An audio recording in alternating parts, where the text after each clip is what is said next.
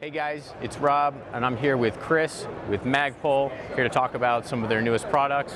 And right now we're talking about the new brace. Yeah, so we actually have two braces. We have the BSL, and then we have the BTR. Functionally, they're virtually identical. The BSL has an additional M-LOK compatible slot, just because there's room for it.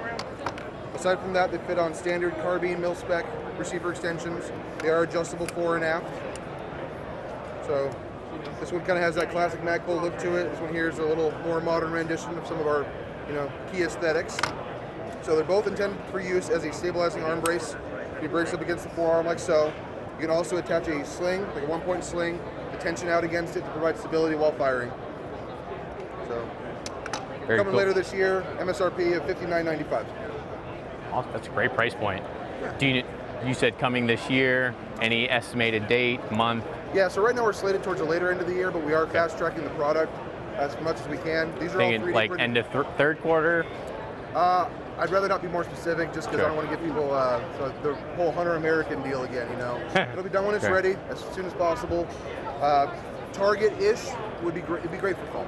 It'd be great Okay. for end of summer, great for fall. Awesome. But it has to pass our testing. These are all 3D printed prototypes. So once we get the hard parts, they go through our infamous Magpul destruction, make sure it works great test. And once it's good enough for us to put our name on it and sell it to people, we will. Very cool, very cool.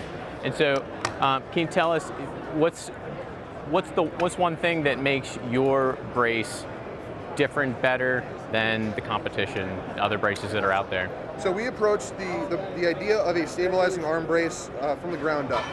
So the ATF is no longer classifying accessories and saying whether an accessory is good to go or not, but classify firearm configurations for that particular instance of that firearm as configured. So because they're no longer saying whether a product in and of itself is good to go, we had to approach it based on historical precedents that the ATF has put out in opinion letters in the past, in conjunction with the ATF's input now. So we actually involved them in the process as much as we reasonably could to get their feedback and make sure that we're within the standards that we need to be. So we're making the product that's going to be fair to everybody, the ATF and then the customer as well. Very cool, very cool.